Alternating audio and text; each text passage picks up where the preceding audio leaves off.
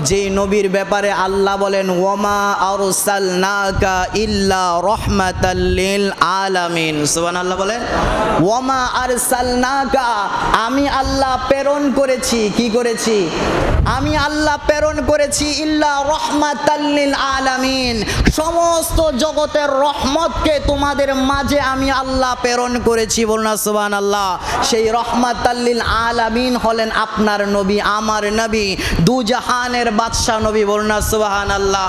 যেই নবীর আগমনে আমার আল্লাহ তাআলা গোটা সৃষ্টি জগৎকে মুখরিত করে দিয়েছেন, এবং কি যেই নবীর আগমনের উসিলায় শয়তানকে আমার আল্লাহ আবদ্ধ করেছিলেন। আল্লাহ কুরআনুল কারীমের মধ্যে বলেন কুল বিফাদলিল্লাহি ওয়া বিরহমাতিহি ফাবিযালিকা ইয়াফরাহু হুয়া খায়রুম মিম্মা ইয়াজমাউন। বলুন না সুবহানাল্লাহ।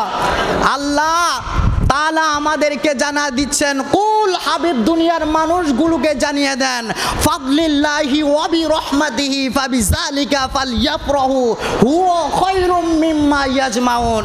তারা যেন আমি আল্লাহর রহমত এবং ফজল পাবার পর খুশি উদযাপন করে। বাবা আমার, বন্ধুরে আমার, যেই নবীর আগমনে আমার আল্লাহ এত নিয়ামত, এত কিছু দান করেছেন, যেই নবীকে গোটা সৃষ্টি জগতের জন্য রহমত করে পাঠিয়েছেন, ওই নবীকে পাইয়া আমরা খুশি না বেজার? এই খুশির নামটাই হলো ঈদ। খুশির নাম কি? ঈদ শব্দটা আরবি। ঈদ শব্দটা কি? আরবি। আরবির শাব্দিক বাংলা অর্থ হলো আনন্দ বা খুশি। আনন্দ বা খুশি। তো আমরা নবীকে পাইয়া যদি আনন্দ উপভোগ করি, তাহলে এটাকে যদি আমরা বলি যে এটা আমাদের ঈদের দিন, লস আছে? কথা বলেন, এটার মধ্যে কি কোনো হারাম ঢুকছে? যদি কোনো ব্যক্তি বলে যে না এটা বেদাত, এটা কি বেদাত, মানব না, এটা বেদাত মানব না, তার সাথে যুদ্ধ করার কোনো দরকার আছে? তুমি মানলে মানো, না মানলে না মানো। নবীর আগমন এটা আমার জন্য আনন্দের দিন। কথা বলেন, আমি উম্মত, ওই নবীর সুপারিশ আমার জন্য। ওই নবী আমার জন্য কান্না করেছেন 63 বছর। রওজা মোবারকে এখনো আমার নবী উম্মতি উম্মতি বলে কান্দে।